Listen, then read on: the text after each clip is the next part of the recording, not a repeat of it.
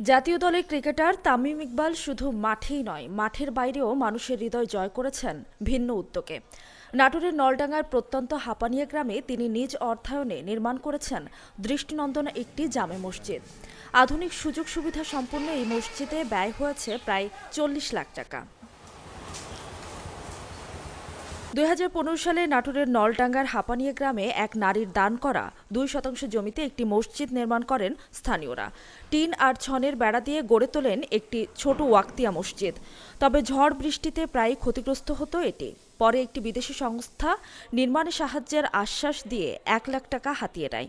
এতে গ্রামবাসীর হতাশা আরও বাড়ে। ফলে ভাঙা মসজিদে নামাজ আদায় করতে হতো মুসল্লিদের। এ সময় একদিন হঠাৎ করে মসজিদ কমিটির কাছে প্রস্তাব আসে মসজিদ নির্মাণের। তবে সেটা আর কেউ নয়, এগিয়ে আসেন জাতীয় দলের ক্রিকেটার তামিম ইকবাল।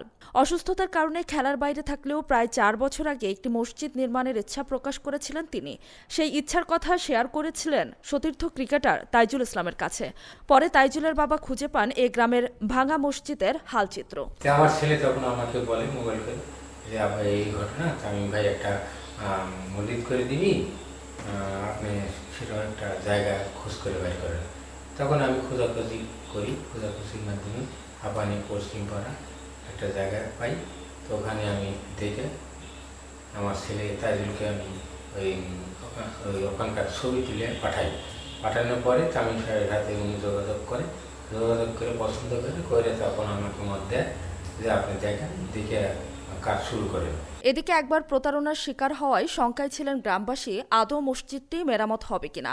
তবে ১.৫ মাসের মধ্যেই প্রকৌশলী পাঠিয়ে শহরের আদলে পাকা মসজিদ নির্মাণ করেন তামিম ইকবাল।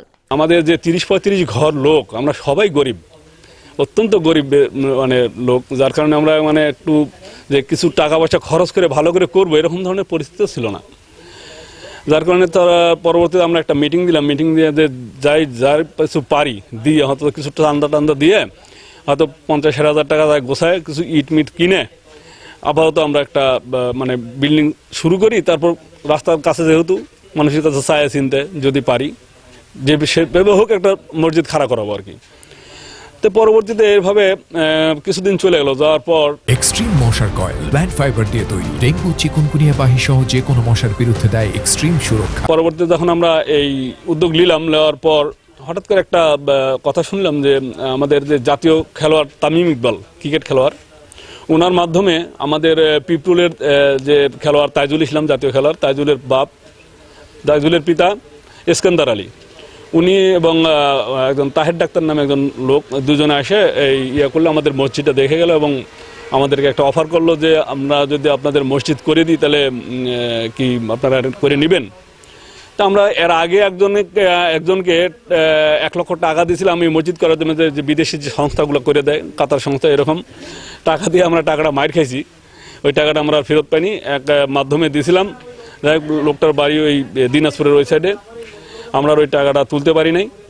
পরবর্তী আমরা বললাম যে কোনো টাকা পয়সা দেওয়া লাগবে, কিন্তু না, কোনো টাকা পয়সা না, এটা জাতীয় খেলোয়াড় তামিম ইকবাল ওনার তরফ থেকে এই মসজিদে এককালীন দান করবে এবং সম্পূর্ণ খরচটা ওনারই। খবরটি ছড়িয়ে পড়তেই নেট দুনিয়ায় ওঠে আলোচনার ঝড়।